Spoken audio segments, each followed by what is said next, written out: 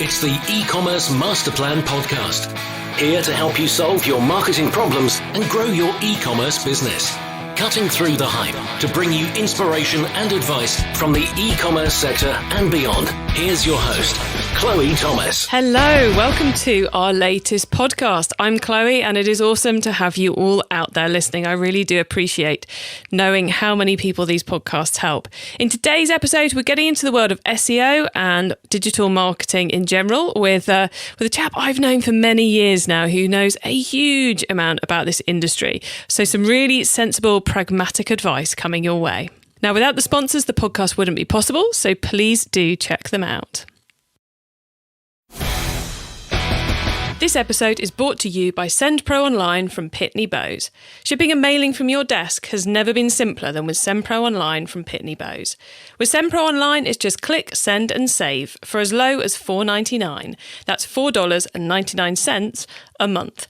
Try it free for 30 days and get a free £10 scale when you visit pb.com/masterplan. That's pb.com/masterplan. Cash flow slowing your growth? Exchange rate fees driving you mad? You need sellers funding. We've helped hundreds of retailers solve these problems with our easy way to access working capital and local currency collection accounts. We're the #1 direct lending platform of 2018 in the US. We also serve the UK and other markets coming soon. We provide funding from as little as $5,000 to as much as $500,000. And our customers have given us a 5-star score on Trustpilot. Let us help you navigate through these challenges with greater clarity and flexibility. Visit us at www.sellersfunding.com/e-commerce-masterplan. And now to introduce today's special guest expert. Chris Lynch is the author of The Truth About SEO, How to Survive Online in a World of Robots, Demons, Influencers and Spiders. He's also the CTO, that's the Chief Technology Officer at Gravity, who are a website builder specialising in bespoke builds. And I've known Chris for about a decade now, so I know you're in for a treat as he has a huge amount of knowledge in this world of e-commerce. Hello, Chris. How are you doing? I'm very well, thank you. Excellent. Well, let's start off with a big question at the beginning. How did you get started in e-commerce? I got started literally at the deep end of the deep end. So I left the NHS for the joys of the private sector and sort of immediately found myself in this project to do what today we would call an omni-channel multi-currency sales platform. But basically this involved 3 different websites, a touch-tone telephone system, telesales, integration with a back office warehouse and an ERP system, and all for a real-time television shopping channel, which is a heavily regulated environment. So all really the things that if you saw them on a proposal, you would go, ooh, oh dear, that's going to make it a bit more complicated. I had to deal with sort of all at once. To make it doubly hard, that was about 14 or 15 years ago. So a lot of the technology that we have today that would make that a little bit easier didn't exist. We even had developers who would say, I can't work from home because I'm on dial-up. If you remember what dial-up was, then you get an idea. We had to test these websites at 56K, board rates to see if they would still work. There's people listening who are thinking that omnichannel multi-currency platform sounds pretty complex to pull together right now. and man, we don't know we're born these days.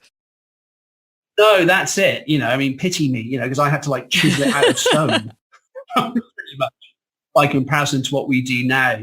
But it was a great grounding because we completed that project and it worked. And, we sort of thought, well, actually, this is really interesting. This taking what you would call today, digital transformation, taking businesses, into an online environment and allowing them to transact there and handle returns there and handle their stock there and do all this stuff. And yeah, it was the start of I won't go so far as to say a love affair. That's awfully strong. But it was definitely the start of a fascination with what was possible online and what could be done. So yes, here I am sort of many, many, many years later with a book that I suppose is the culmination of 15 years of this industry beating me up. I suppose that does lead us nicely into the book, because I think quite a few people listening will be going, well, if you're a CTO, a technology officer, and you're about building websites, why have you written a book on SEO? I've got a one-word answer to this, and the one word is frustration. That's a frustration. I mean, when I started doing this stuff, there was loads of uncharted territory. And today, bizarrely, there still is, always with technology. I was in the health service for about 8 years before I started this. So I've been in technology my entire sort of professional life. And it goes through cycles. We have thick devices, thin devices.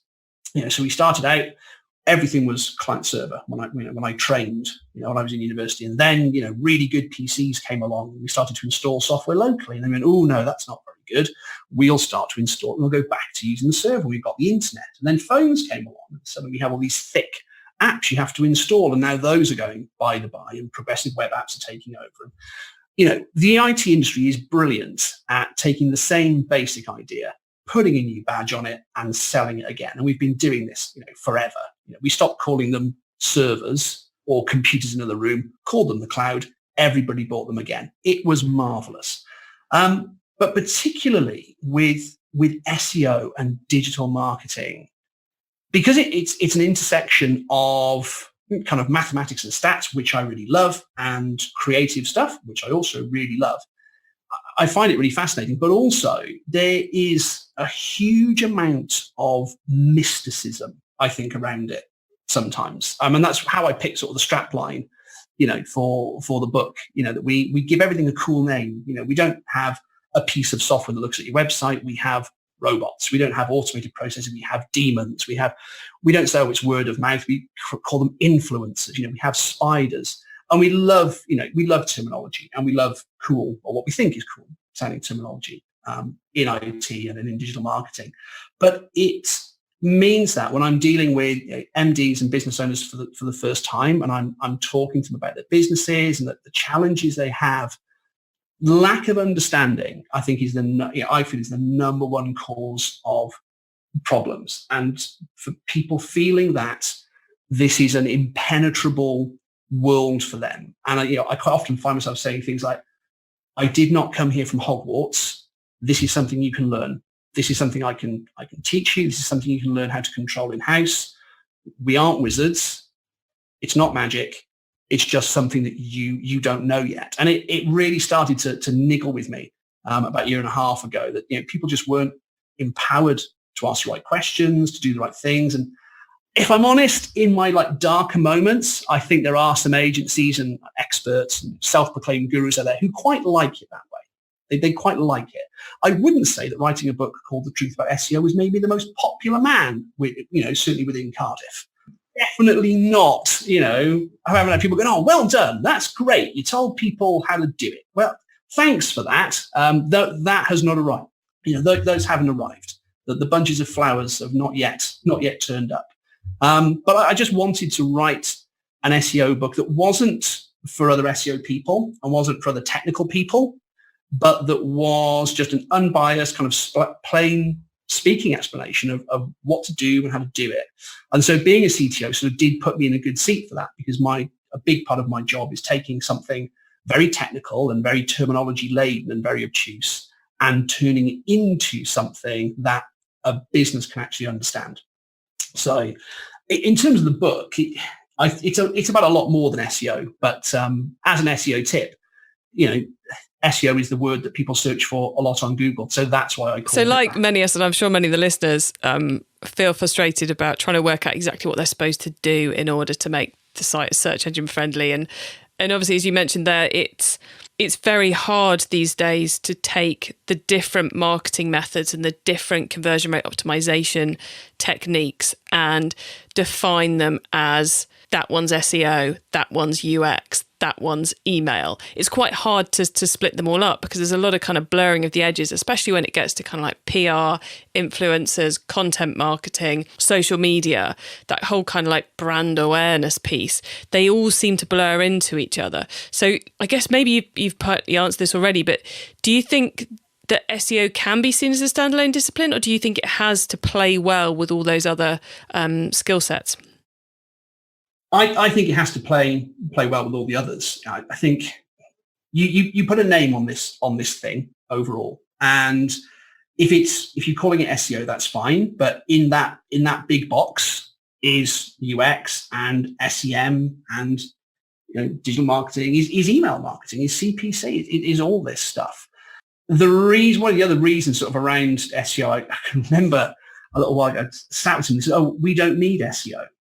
I was like, what? So I couldn't quite understand why someone had come up with this phrase. And it was because, they bought into this idea of, SEO's dead and all we're doing now is, we're just doing UX now. We're doing UX. And so, okay, well, why are you doing it? And they said, well, what do you mean? So what outcome are you trying to get? And this is something I sort of talk about a lot at the start of the book, is to say what SEO is technically, what the definition of it is, or the definition. We invent new words in IT all the time, and that's my new one for today, definition. It's, I talk about, right, okay, so if this is SEO, what's SEM, what's UX, what's this? And what I try to bring it back to is fundamentally, you need to have a set of skills and a set of processes in place that get more people onto your website and get those people to do something that you want them to do. And really, you can call it anything you like, as long as it's working. But if you look at the sort of the narrow definitions of all these things, no, I think you need to have everything, as much as possible in the toolbox. And that's why, as the book goes on, it diverts off into tangents around scalability of servers, elastic hosting gets a sort of a half chapter to talk about that and how that should really be dealt with, and sort of UX tips. A lot of UX tips from a non-designer, because I approach design very much as a statistical process as opposed to a sort of visual or creative one, and say, well, look, it might look lovely that you've moved the basket to the bottom right, but statistically I can tell you that 99.9% of people expected it to be top right, and so you'd best put it back. Don't put your forks in the microwave, put them in the fork drawer, because that's where Nana's going. I suppose the good thing about SEO no longer being a standalone discipline is that actually anyone can do it, which I get from what you're saying is kind of one of the angles of your book, is that let's demystify this so that the small business owner, the marketer, everyone can quite quickly get a handle on SEO and how you get people who want to buy to your website in order to make sure that they're able to approach it and able to action a series of things which will actually help. Yes, that's it. I mean, we launched the book back in November at quite a big trade show in Cardiff, and people would come up and say, "Oh, what's the book about?" And we would explain it to them. And some of the things that people shared with me, honestly, I was quite emotional by the end of it. I felt quite exhausted by it, really, having to sort of say to lots of people, "Oh gosh, that's not right." Or sort of, "Oh gosh, no, you shouldn't do that." And I can remember one lady in particular, and I said, "Oh, explained what the book was about," and sort of gave a little pitch. And she said, "Oh no, our website's absolutely fine." I said, "Okay." I said, "Well, that's great." I said, "You're almost the first one to say that today." I said, "But why not have one anyway? Because you can always tune things up." And she said, No. I get an email every month from my website company that tells me everything's fine." And I sort of jokingly said, "What, is that literally what it says?" And she said, "Yes, I'll show it to you." And so she pops her mobile phone out into a mail, and she said, look. And she showed me this email. And I had a look, and I thought, crikey, I know this agency. This is a bit embarrassing. And I sort of had a look. I'm like, okay, so let's have a look. And it did say sort of, "Dear whoever, everything is fine with your website, full stop, new paragraph. Please find invoice attached. Best wishes." That was it. That was the entirety. I said, "Well, but how, is your traffic going up or down? How are you doing conversion?" I haven't got a clue. I haven't got a clue about any of that." So, "Do you not think you should?" And she's like, "Well, yeah, now you say it like that." And it really was, it was like the level 10 Dungeons and Dragons level of mysticism these guys had managed to create, that they had boiled everything down that they should be doing into just, "Everything's fine. Please pay me." I was flabbergasted. I'm quite envious. I know. I thought, crikey, that's nice work if you can get it. Where was that client when I was running my marketing agency? I didn't get them. I got all the ones who wanted answers. Chloe, you and I can both sleep Well, yeah, that was the caveat to it, definitely. Yes, and I just sort of say, well, look, you should try and ask them these questions. And I've been back and forth that lady quite a few times since via email and different bits and pieces. And to say that your website was fine, I have to say, was stretching the dictionary definition of fine so taut you could have played a high E on it. It really I'm sure there's some people out there listening who have not invested any effort in SEO, who've not taken a good look at their website and seen how well it's performing of late, who have been doing the same thing and getting similar results without, trying anything new recently. People like the lady you just mentioned. For them, where do they start taking ownership and taking control of this side of their e-commerce business? Well, the way that I like to break all of it down, I'm going to keep calling it SEO, even though it's many different things, which is into an ABC structure, which is architecture. It's architecture, backlinks, and content. Although you have to do content before you can really do backlinks, but it doesn't scan as well if I do it as ACB. So architecturally, I think anyone who hasn't just given their website a bit of an MOT, checked how it looks across mobile devices, checked how fast it's running. There are so many free tools out there that will check your metadata is coming out as it should be. And it's a 5 or 10 minute job to do this. And if there's something that's not quite right, fix it or go back to your provider and say, hey, look, we've found this. Can this be improved? And I've sort of tried to list as many of the ones that I think are key, for search engine optimization in the book for people to have a look through and say, okay, things I can check. Then to take a really critical look at your content. Is it saying what you want to say? Is it doing the right stuff? You can be architecturally perfect and then have, absolutely terrible content that's obtuse and unclear and doesn't take the customer or doesn't take the visitor to being a customer. It doesn't take them where you want them to be, doesn't ask them the right things. And then to look at backlinks. How is your content getting out there? Are you sharing it? Is someone else sharing it? How is it moving?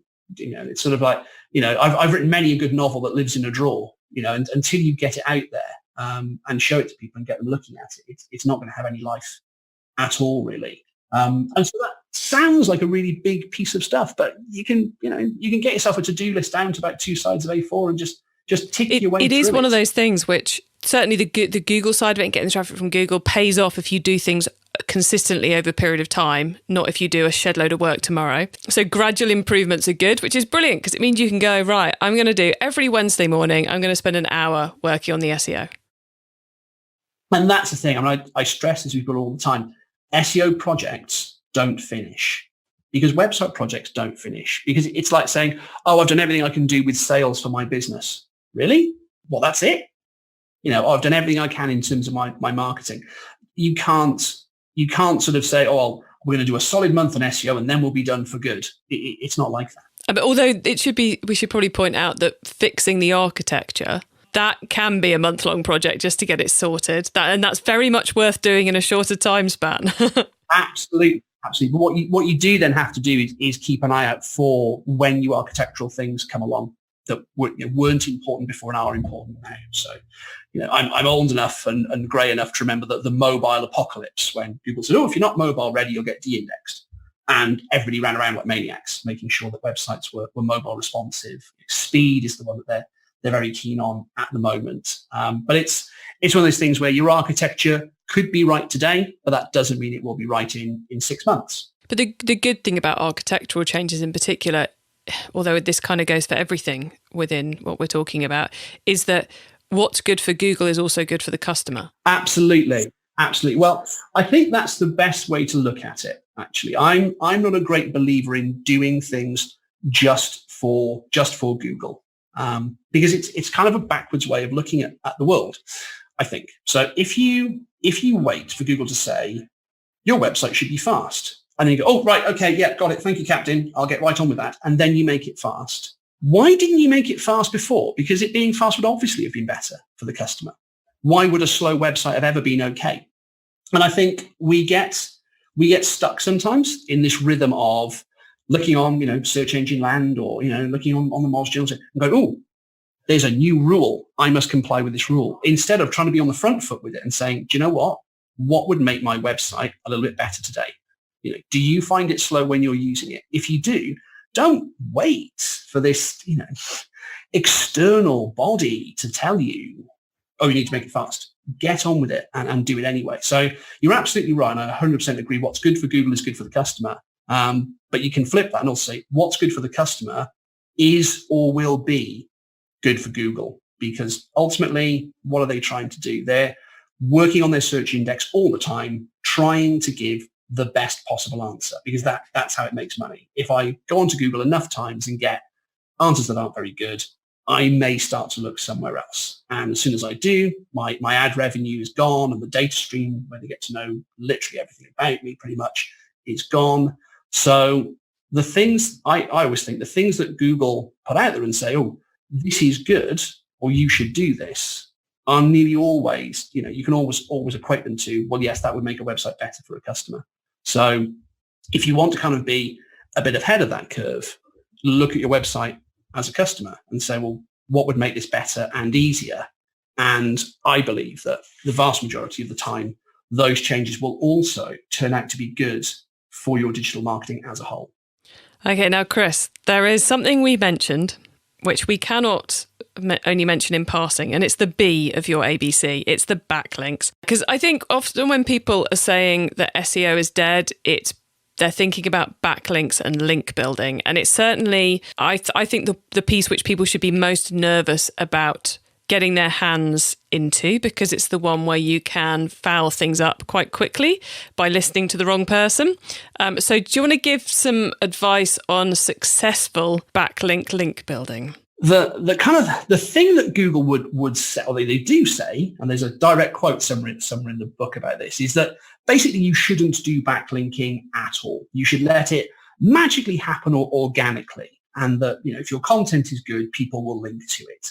This is clearly not actually advice that I think human beings should follow, because there's also all the contrary advice out there about, oh, don't have too many links off your site, you're giving away. My most hated phrase, link juice. God, how I hate that phrase. How I hate it with an absolute passion. I always feel like, oh, you've given away link juice, like it's leaking out of the bottom of my laptop or something. But people are quite finicky and pernickety about what they will and won't link to.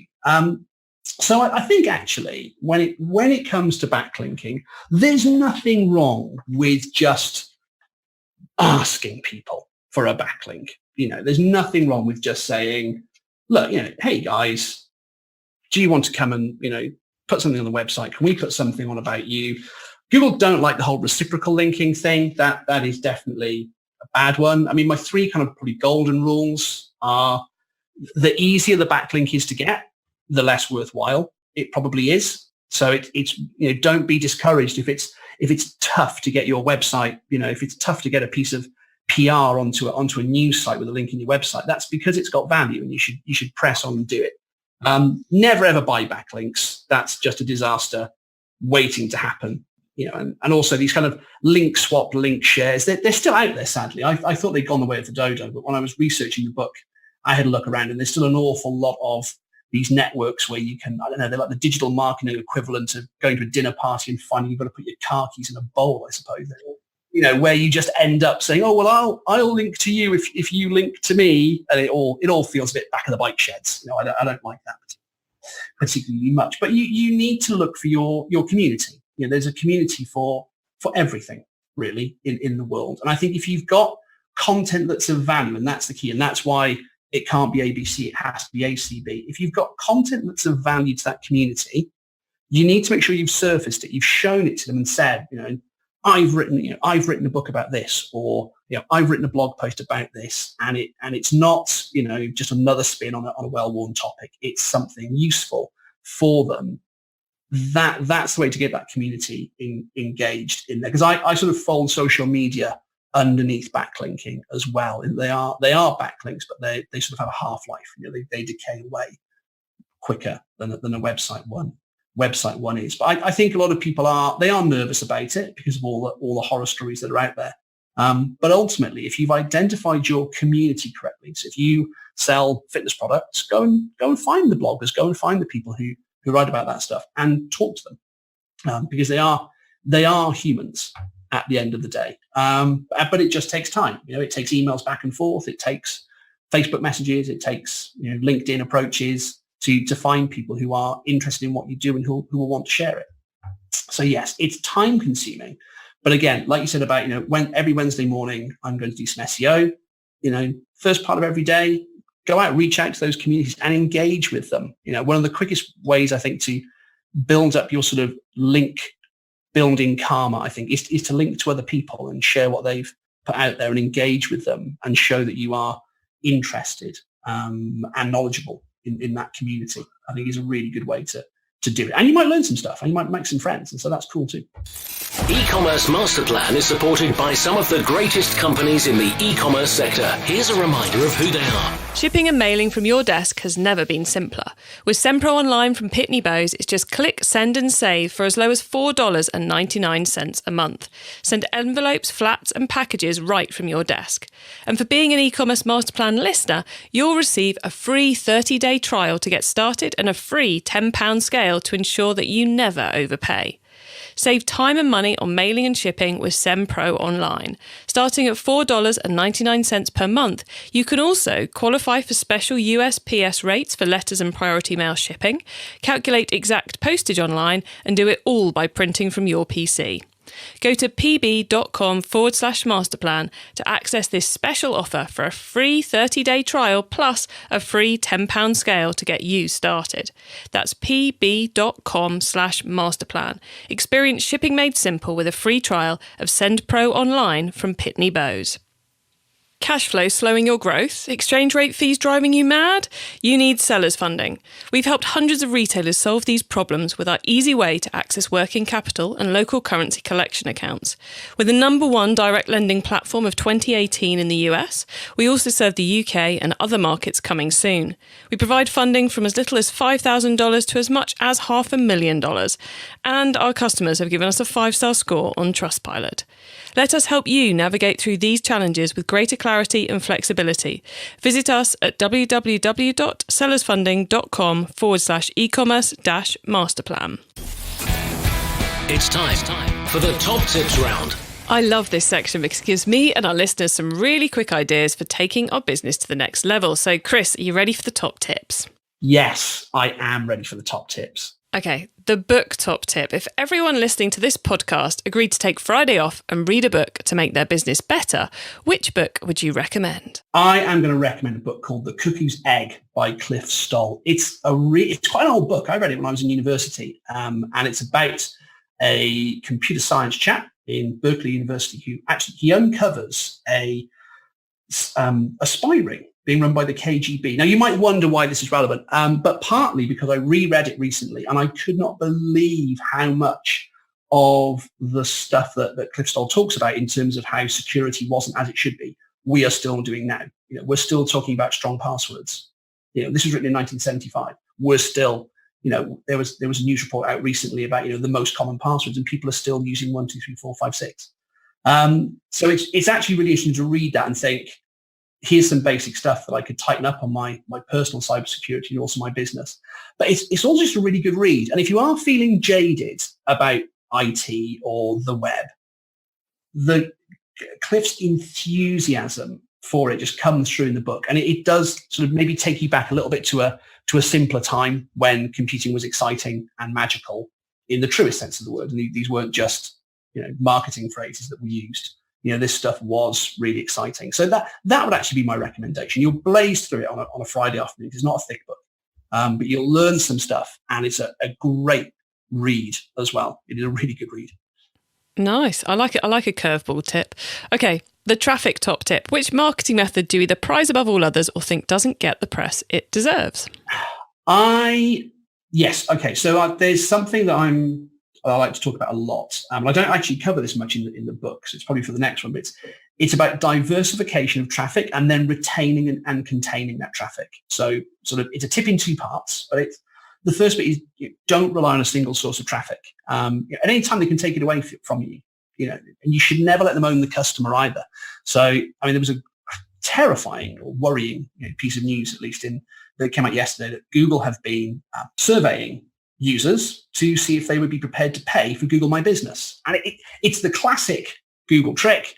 It's here's a free way of getting traffic to your website and leads for your business. Fill in all your data here and we'll do this for you. And everybody does it.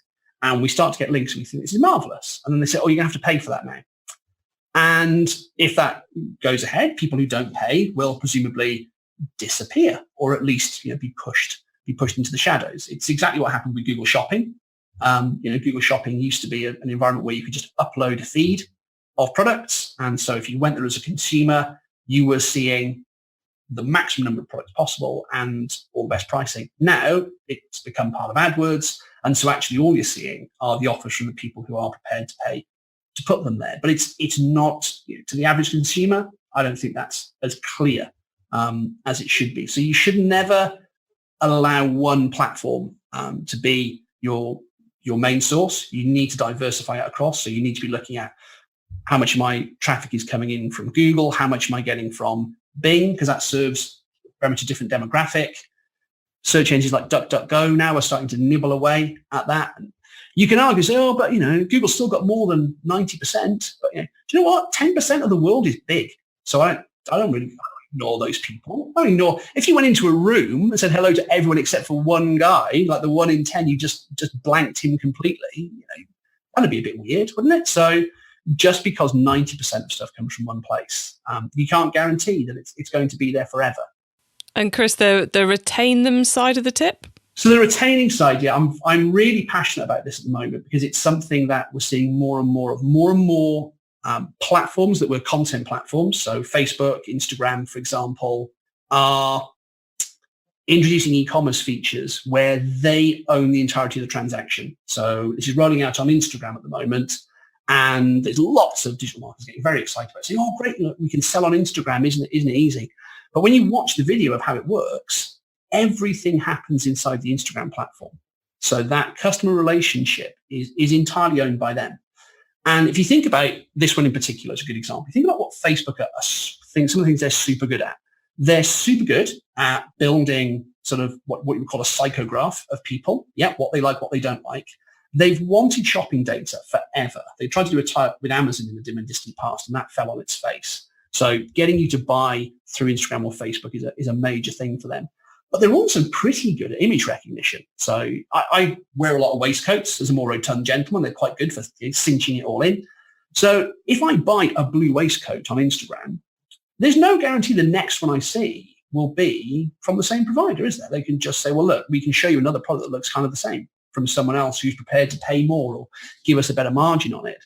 So if you're the seller of the blue waistcoats, you're in a pretty dicey position because you don't own the customer. So you have to look at all these platforms and see, you need to be looking for the routes where you can bring the customer to you and you can retain them and contain them. You're almost fighting fire with fire. If I can get you onto my website, I want to sell to you from my website, not from a platform, and then I want to resell to you from my website. But I mean, this is even coming up now with Shopify, because they've fallen out with MailChimp, and there's questions around the ownership of data there within the platform. So it's something that I'm very passionate about, making sure that when you're looking at your traffic multiplied by conversion rate, multiplied by average basket value, that's your business.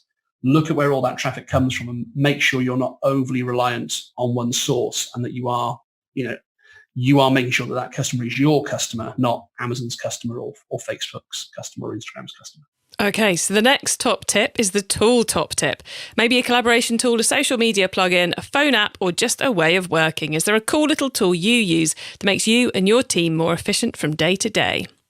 Okay. Well, actually, having just kind of raged against the power of Google and behemoths, we actually moved to G Suite recently, the Google Suite, and it is marvelous, I have to say, for online collaboration. Working on specifications remotely where you can be changing a spreadsheet or changing a document in real time with the customer is an absolute joy. But something we do a lot of that's on a smaller scale is we do use Slack a lot. And even if you've got a small team and you don't see the value in sort of instant messaging, one of the things that you can do either with the Slack API or if you know about if this then that, it's very easy to connect systems together with Slack and use it as a way of surfacing kind of alerts and dashboard type stuff that you otherwise you wouldn't necessarily look at otherwise. Very nice. Okay, the growth top tip. If you met someone today who's focused on growing their e-commerce business from 100 orders per month to 1,000, what would be your number one tip for them? It's a bit of a weird one, this, because it's only half. Well, I can only give half an answer because I've only got half a question. Because what we don't know is what the problem is. You've got, I don't know, 100 sales and you want to get to 1,000. But what you should do, the very first thing you should do, is have a look and say, well, okay, basically sales comes down to traffic times by conversion rate times by average basket value. That's where it's coming from. Now, you might have a squillion users on your website, but a really, really terrible conversion rate. You might have really low traffic and a really high conversion rate. You might have good traffic and good conversion rate, but just a pretty pants margin. You're not getting the add-on sales. You're not getting the basket value up. So the first thing you need to do is look at all three of those and go, right, okay, which one's got the most potential for improvement? What are the levers that I can pull that will affect it? So if you want traffic, advertise. You can go and get it. If it's conversion rate, a bit more complicated, but look at value of product, look at how the website works. If it's average basket value, the classic, are you getting the add-on sale? Are you selling the batteries as well as the toy type thing? But when you do that, that process should be data-driven. So look at that data, pick one thing to change it, give it a bit of time, see what the impact is, and that gives you the opportunity, if it's not benefited you, to roll back and try something else. If it has benefited you, then to make the next change. What I do see an awful lot of is people put out there, 10 things that you should do today, and people do all 10.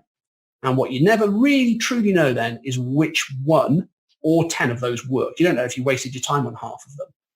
So my biggest thing would be, before you move a single chess piece on the board, have a proper look at the data, make sure you understand how that sales number is actually being created, work back from there, and then one change at a time, you'll get your way through it. So one of my favorite tests is the Jurassic Park test. And so it's from the brilliant bit in Jurassic Park where Jeff Goldblum's character said, you got so excited about whether or not you didn't think about whether or not you should. And I do see that an awful lot in people who talk to me about e-commerce problems they're having, and they've made a whole bunch of changes because they could, and they have no real plan around which ones they thought they should have done or which ones they were expecting to give the most benefit. So data first, measure it first before you do anything at all is actually my top 10 tip. Excellent. Thank you, Chris. Those were great. Now, before we say goodbye, could you please let the listeners know where they can find you and your book, please? Oh, right. So the book's on Amazon at the moment. If you go onto Amazon and search for The Truth About SEO, you'll find it. It's available as a Kindle ebook. It's also on Kindle Unlimited. So if you're on that, you can actually read it for nothing. If you're a bit old school like me and you want it printed, there is a paperback version that you can get on there as well. If you want to ask me any questions about it, we're on Twitter, which is Gravity Tech, all as one word. You can find me on LinkedIn. Or you can even come to the website, I suppose, which is www.gravity.co.uk. Gravity has got a funny spelling. It's GRAVIT-E. That's also my one final top tip. You don't ever pick a brand name you have to constantly spell when you're giving people the bane of my existence for the last 14 years. Yep. Been there, done that. Okay. Chris, thank you so much for being on the podcast today, for being so generous, sharing your experience with us. We greatly appreciate it. It's been a pleasure. See, I told you, Chris has a wealth of knowledge around e-commerce, how to approach it, how to improve it. And the book is, I think, a really great guide to the fundamentals of getting your SEO right. And quite a bit in there about other marketing methods too. I hope you found that useful. If you want the notes from today's show, including the top tips, even links and all the rest of it, then head over to ecommercemasterplan.com/podcast. And if you're listening via a podcast app like iTunes or something else, or Shopify or something, please do give us some feedback via their reviews system, because not only will that let me know what you think, it will also help other people to find the podcast too. Have a great week and keep optimizing. Thank you for listening to the E-commerce Master Plan podcast. Find out more at ecommercemasterplan.com/